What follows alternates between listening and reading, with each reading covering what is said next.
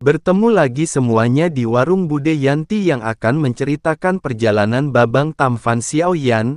Pada saat ini kita akan kembali dilanjutkan dengan Xiaoyan yang sedang berhadapan dengan kesadaran yang muncul dari lautan roh tujuh warna. Kesadaran itu juga mengungkap bahwa ia tidak memiliki nama dan nama yang baru saja disebut Xiaoyan adalah nama pemberian dari Sang Buddha. Hati Xiaoyan segera mencekam ketika Xiaoyan menyadari bahwa dugaan Xiaoyan sebelumnya ternyata benar. Kemudian setelah merenungkan lebih dalam, konfrontasi dengan Buddha Miga telah membuka lapisan kemunafikan yang tersembunyi di balik cahaya Buddha yang selama ini tampak suci. Kesadaran itu membuat Xiaoyan memilih diam dan menahan gejolak dalam batin sambil tetap mengamati keadaan di sekelilingnya. Sementara itu di dalam reruntuhan, roh goyan milik Xiaoyan yang sebelumnya tertidur kini telah menyusut hingga seukuran telapak tangan. Aura goyan benar-benar tersembunyi bahkan tampak begitu lemah seolah berada di ambang kehancuran.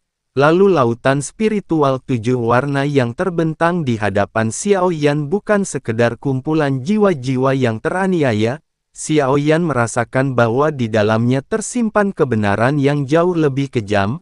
Fakta bahwa roh-roh pendendam yang tak terhitung jumlahnya bahkan tidak menarik perhatian alam ilahi menunjukkan bahwa keberadaan lautan ini sudah melampaui kendali siapapun. Meskipun begitu Xiaoyan tidak memiliki pilihan lain. Yang dibutuhkan Xiaoyan saat ini hanyalah satu hal, yaitu memanfaatkan lautan spiritual tujuh warna untuk memulihkan goyan miliknya. Dari 3 hadiah yang diberikan oleh musuh jiwa ilahi Raja Iblis telah membantu memperbaiki jiwa Xiaoyan yang terluka, namun kondisi goyan tetap menjadi prioritas utama. Dengan pemikiran tersebut Xiaoyan menyampaikan maksudnya kepada lautan spiritual tujuh warna. Xiaoyan menawarkan sebuah kesepakatan bahwa Xiaoyan bersedia membantu lautan itu menjadi iblis besar jika lautan tersebut bersedia memulihkan jiwa goyan yang terluka. Lautan spiritual tujuh warna yang terbentuk dari kehendak tak terhitung jumlahnya tampak memiliki satu kehendak utama yang mempersatukan semuanya. Meski mengikuti Xiaoyan, lautan itu masih dipenuhi dengan keraguan. Pengalaman pahit yang dialami oleh roh-roh pendendam semasa hidup mereka telah menghancurkan kepercayaan mereka sepenuhnya bahkan setelah kematian.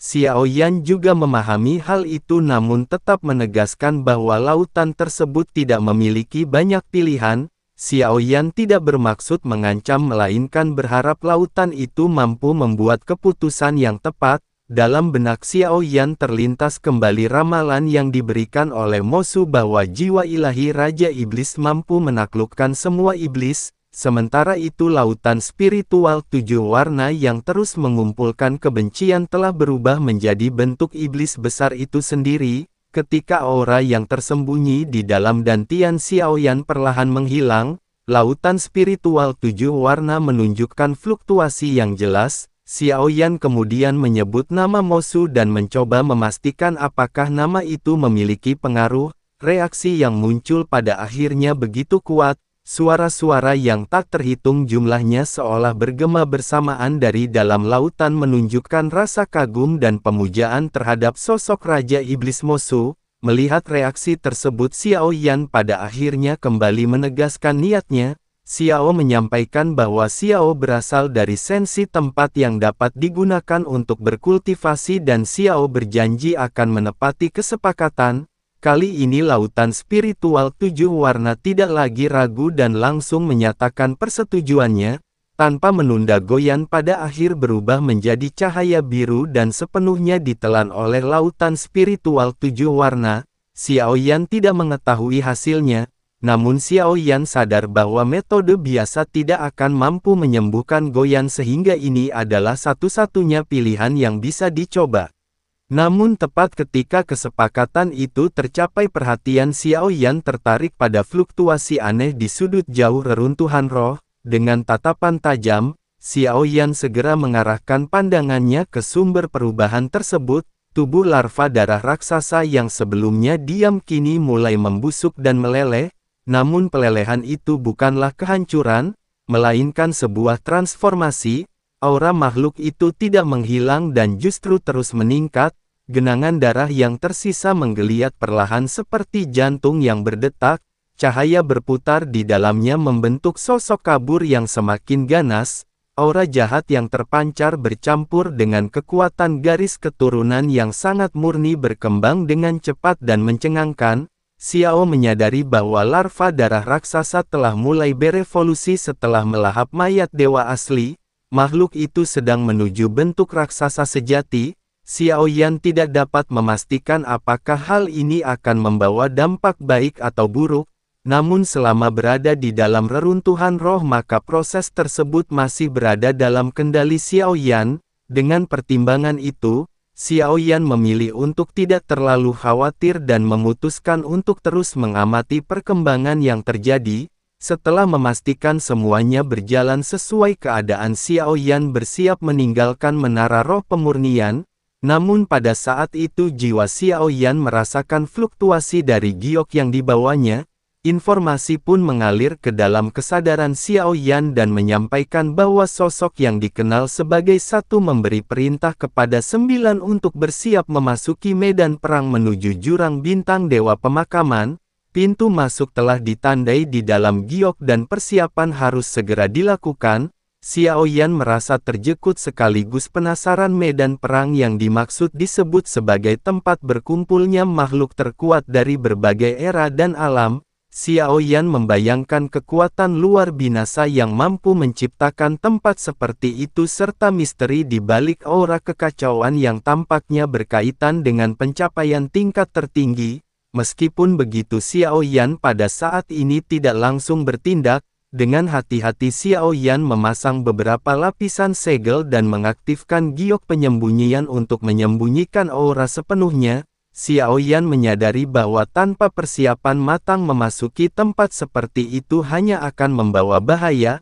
Akhirnya ketika semuanya telah siap, tekanan tak terlihat mulai menyelimuti hati Xiao Yan, namun tekanan itu justru membakar semangat bertarung Xiao Yan dan keinginan untuk terus mencapai puncak kekuatan. Setelah menembus alam keabadian dewa, jalan kultivasi terasa semakin tidak pasti dan dipenuhi kemungkinan yang tidak terduga. Dipandu oleh giok kesadaran, Xiao Yan pada akhirnya seolah terhisap ke dalam pusaran ruang dan waktu yang besar. Setelah merasakan pusing dan sensasi robekan, Xiao Yan tiba di sebuah tempat baru. Kaki Xiao Yan berpijak pada tanah yang dingin dan ketika mata terbuka, pemandangan di sekeliling berubah drastis. Xiao Yan berdiri di tengah ruang elips yang sangat luas. Di atasnya terbentang kegelapan pekat tanpa ujung memancarkan cahaya samar yang menakutkan. Di sekelilingnya, tribun besar menjulang tinggi dipenuhi oleh sosok-sosok buram berwarna biru seperti hantu. Mereka semua diam namun perhatian mereka terpusat pada medan perang di tengah. Xiao Yan menyadari bahwa Xiao Yan berada di arena seperti gladiator, tempat para makhluk kuat bertarung untuk disaksikan oleh entitas yang tak terhitung jumlahnya. Tekanan luar binasa segera menghantam dari segala arah. Xiao Yan berusaha menyesuaikan diri dan mengendalikan pikirannya serta mulai mengamati situasi dengan tajam. Tubuh Xiao Yan tidak dapat bergerak dan suara tidak dapat dikeluarkan.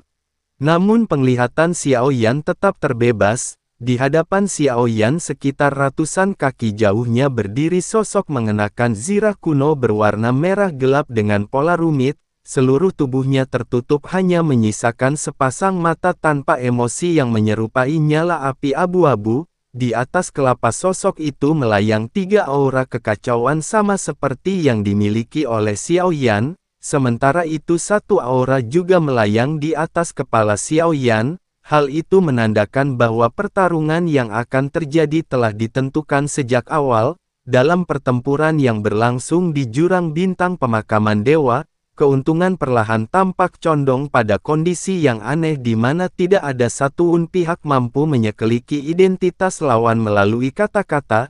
Di tempat itu identitas kehilangan makna sepenuhnya. Tenggorokan Xiao Yan terasa seperti dicengkeram oleh kekuatan yang tak terlihat yang menahan setiap upaya berbicara. Bahkan ketika Xiao Yan mencoba mengirimkan suara melalui kekuatan jiwa, Gelombang itu tidak mampu menjangkau lebih dari 3 kaki dari tubuhnya sendiri. Pada saat ini tampak seolah-olah ruang di sekitarnya telah disegel oleh aturan yang tak dapat dilanggar. Sementara itu kedua sosok yang berdiri saling berhadapan dan terjebak dalam kekeningan mutlak. Tidak ada suara, tidak ada isyarat, hanya tekanan membekukan yang memenuhi ruang. Salah satu aturan mutlak di wilayah ini memang menghapus seluruh kemungkinan komunikasi baik melalui bahasa maupun jiwa. Dalam medan seperti itu, hanya kekuatan, kemauan, dan benturan antara keduanya yang menjadi penentu segalanya. Ketika upaya Xiao Yan untuk berkomunikasi berakhir tanpa hasil, sosok lawan tiba-tiba bergetar tipis. Pada saat yang sama, Xiao Yan merasakan tubuhnya kembali bebas bergerak, tanpa aba-aba, tanpa suara peringatan. Niat pembunuh murni yang pekat meledak begitu saja menyelimuti seluruh ruang dengan tekanan yang menyesakkan. Sosok berlapis baju besi itu bergerak seolah melintasi ruang dalam sekejap.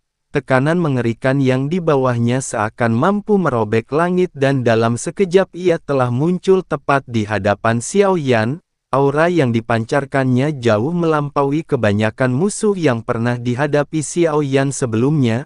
Aura itu menyerupai kebangkitan makhluk purba yang telah lama tertidur. Xiao Yan merasakan pupil matanya menyempit tajam, jantungnya berdegup keras saat kesadaran akan bahayanya meningkat. Dalam hati Xiao Yan menyadari kecepatan lawan yang luar binasa dan memaksa dirinya untuk sepenuhnya serius. Kilatan petir pada akhir menyambar di bawah kaki Xiao Yan dan dalam sekejap tubuh Xiao Yan menghilang dari tempat semula. Di antara alis Xiao Yan simbol pembentuk kehidupan berkilau redup menandakan kekuatan fisik yang luar binasa mulai mengalir. Meskipun klon dewa asli milik Xiao Yan berada jauh di alam dewa 9 surga, namun hubungan di antara keduanya tetap memungkinkan Xiao Yan memanfaatkan kekuatan tersebut dalam perang dewa kekacauan. Hal itu akan menjadi keuntungan yang tidak bisa Xiao Yan abaikan. Dalam benaknya Xiao Yan menyatakan bahwa keuntungan pertempuran kali ini berada di tangan Xiao Yan. Serangan dari prajurit berbaju besi itu meleset dan menghantam posisi Xiao Yan sebelumnya. Tidak ada ledakan besar yang terjadi, hanya riak abu-abu pekat yang menyebar perlahan.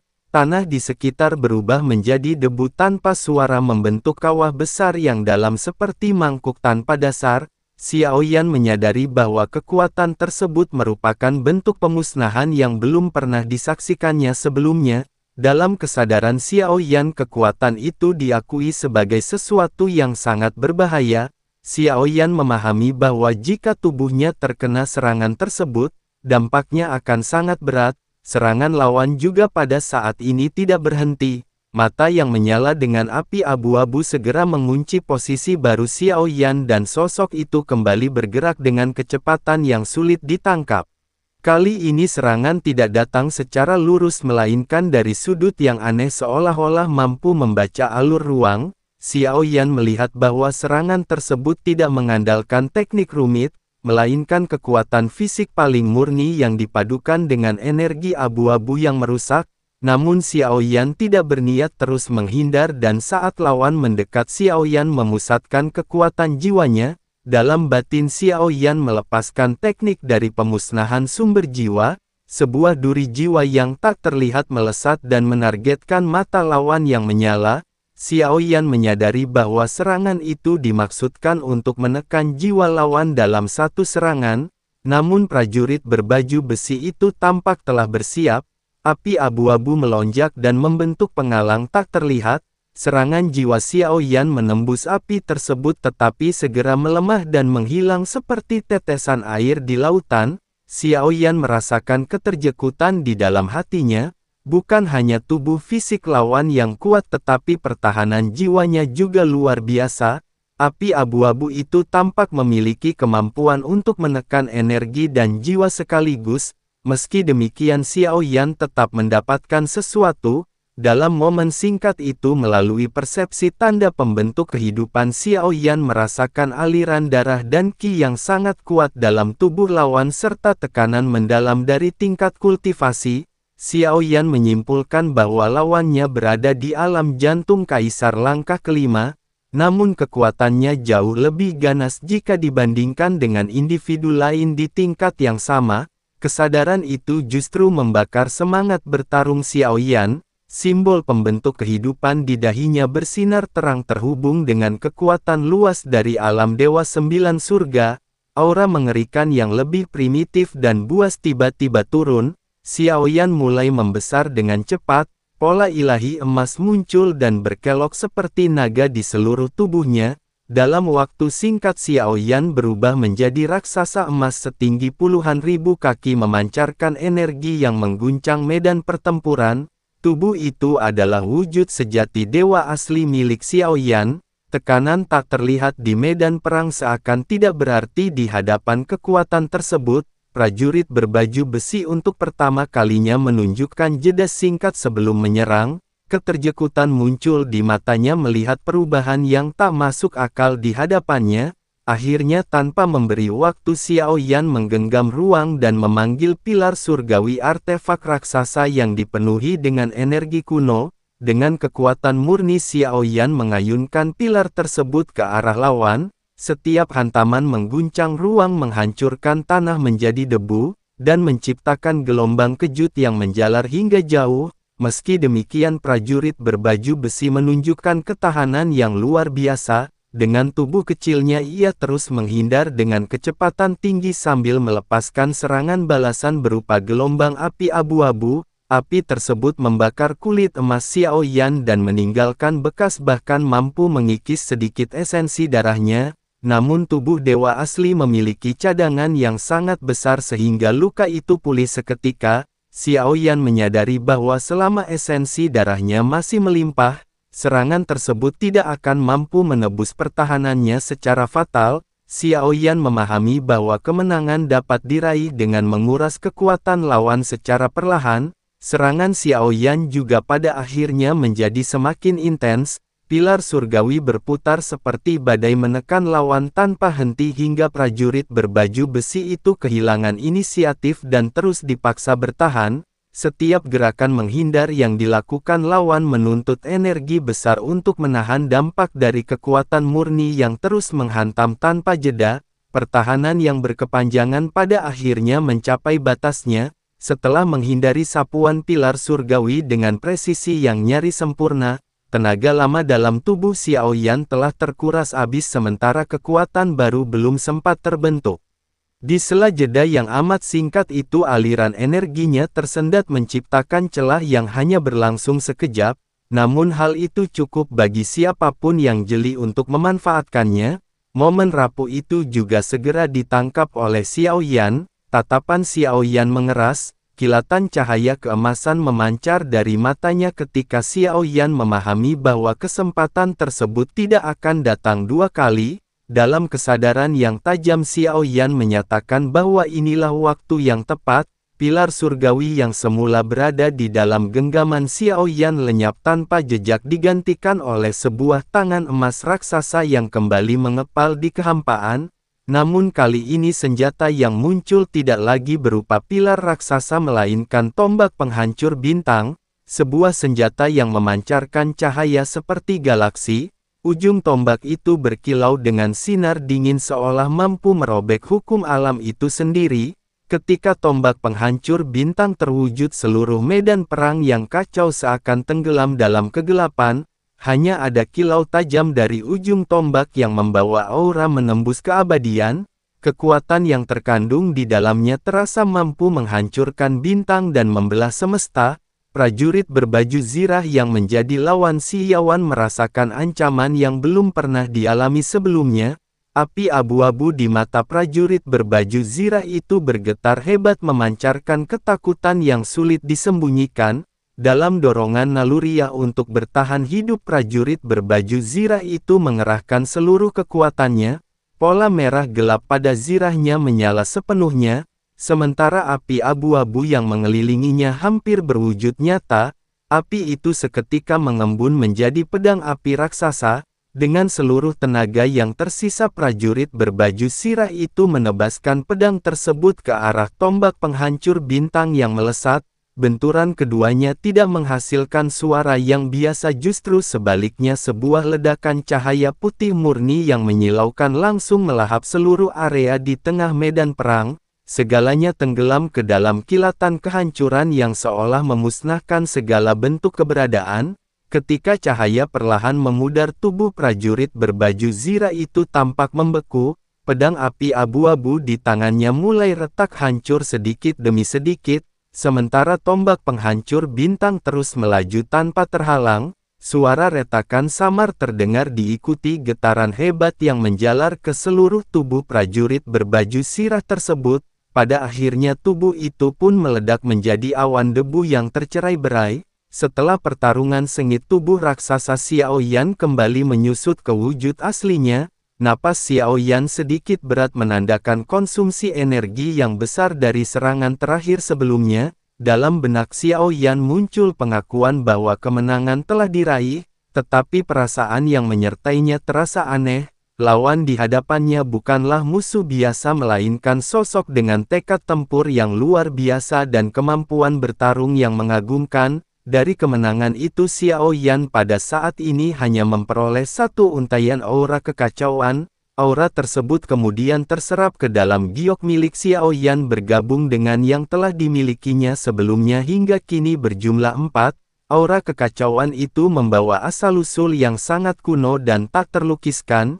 Ini adalah sebuah kekuatan kuno yang tidak secara langsung meningkatkan ranah kekuatan, namun memberikan kemampuan untuk menyatu dengan kekuatan aturan. Xiao Yan menyadari bahwa jumlah 4 masih jauh dari cukup untuk bisa mencapai tingkat yang lebih tinggi. Pemahaman Xiao Yan semakin dalam ketika mengingat penjelasan Hua Chan mengenai aura kekacauan sebagai kunci untuk menyentuh tingkat aturan abadi yang lebih tinggi.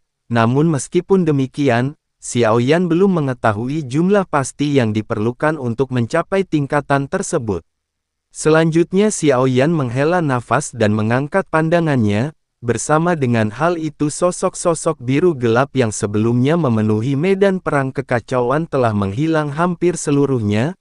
Lingkungan di sekitarnya juga pada saat ini berubah drastis. Medan perang itu lenyap digantikan oleh kegelapan yang pekat sebelum akhirnya Xiao Yan berdiri di atas sebuah platform asing. Di hadapan Xiao Yan 3 sosok hitam muncul, masing-masing memiliki jumlah aura kekacauan yang berbeda di atas kelapa mereka. Xiao Yan merasakan keanehan karena situasi ini tidak sesuai dengan penjelasan Hua Chan sebelumnya. Ini bukan sekedar pertempuran acak, tetapi melainkan sebuah pilihan. Salah satu sosok memiliki 3 aura dan yang lain 10, sementara yang terakhir memiliki lebih dari 100. Tatapan Xiao Yan langsung tertuju pada sosok dengan jumlah terbesar. Dalam pertimbangan yang matang, Xiao Yan menyadari bahwa semakin banyak aura kekacauan, semakin besar pula kekuatan tempurnya. Keinginan untuk mengambil resiko besar sempat muncul dan mendorong Xiao Yan melangkah menuju sosok dengan lebih dari 100 aura. Namun langkah itu seketika terhenti secara paksa. Tubuh Xiao Yan terpental seolah ditolak oleh kekuatan aturan yang tak terlihat. Dengan 4 aura yang dimiliki Xiao Yan mulai memahami bahwa hanya lawan dengan jumlah aura setara atau mendekati yang dapat ditantang. Jika gagal maka seluruh aura yang dimilikinya akan bisa hilang dan berpindah. Kesimpulan itu membuat Xiao Yan mengarahkan pilihannya pada sosok dengan 3 aura kekacauan. Dalam pertimbangan resiko Xiao Yan menyadari bahwa kekalahan masih menyisakan peluang untuk bangkit, sementara kemenangan akan memberikannya tambahan kekuatan yang signifikan. Dalam keyakinan yang semakin mantap Xiao Yan menegaskan bahwa tidak ada gunanya ragu karena inti dari tempat ini adalah pertempuran itu sendiri. Ketika Xiao Yan mendekati sosok tersebut kekuatan tidak kasat mata langsung menarik tubuh Xiao Yan kembali ke medan perang kekacauan. Arena dingin dan menekan itu kembali terbentang dengan tatapan biru yang tak terhitung jumlahnya yang mengawasi dari segala arah. Pada saat ini ruang di hadapan Xiao Yan bergetar dan sosok lawan perlahan terbentuk. Ketika wujud itu menjadi jelas jantung Xiao Yan seolah diremas oleh tangan dingin. Wajah yang muncul di hadapan Xiao Yan adalah Fuxing, sosok yang pernah Xiao Yan habisi di dunia sensi dahulu. Fuxing berdiri dengan jubah panjang, wajah yang sama namun aura yang sangat berbeda. Tatapan Fuxing kosong namun memancarkan ketajaman yang mampu menembus kekacauan. Xiao Yan merasakan kejanggalan yang mendalam dan mempertanyakan apakah Fuxing yang pernah dikalahkannya hanyalah bagian kecil dari dirinya atau sekedar perwujudan lain. Fuxing di hadapan Xiao Yan ini juga tidak menunjukkan tanda-tanda mengenali Xiao Yan, bahkan tidak ada kemarahan, tidak ada keterjekutan, dan hanya ketenangan dingin yang asing. Tanpa memberi kesempatan untuk memahami lebih jauh, Fuxing langsung bergerak dalam kesunyian tanpa kata. Fuxing mengangkat tangan membentuk pedang dengan jari-jarinya. Selanjutnya ia tanpa banyak bacot lagi segera menebas kehampaan. Pada saat ini aura pedang yang dahsyat melesat merobek ruang menuju Xiao Yan dengan kekuatan yang jauh melampaui Fuxing yang pernah dikenal Xiao Yan. Xiao Yan juga pada saat ini merasakan tekanan yang luar biasa. Keraguan sempat muncul karena sosok di hadapannya begitu familiar, namun naluri pertahan hidup memaksa Xiao Yan untuk bertindak. Dalam ketegasan itu sebuah pedang panjang muncul di tangan Xiao Yan, yaitu pedang Dongji yang diberikan oleh Hua Chan. Kekuatan dalam diri Xiao Yan pun bergetar hebat. Dalam kesadaran terdalamnya Xiao Yan melepaskan seruan batin membangkitkan resonansi pedang Dongji. Cahaya bintang menyala di sepanjang bilahnya dan memancarkan niat pedang yang padat dan nyata. Pada saat ini energi dalam tubuh Xiao Yan mengalir deras ke dalam pedang seolah memberi makan makhluk buas yang terbangun. Lengan Xiao Yan terasa berat namun kekuatan yang terkumpul semakin dahsyat. Dengan tekad yang mengeras Xiao Yan melepaskan serangan yang dikenal sebagai tebasan 1000 musim gugurnya janda pirang.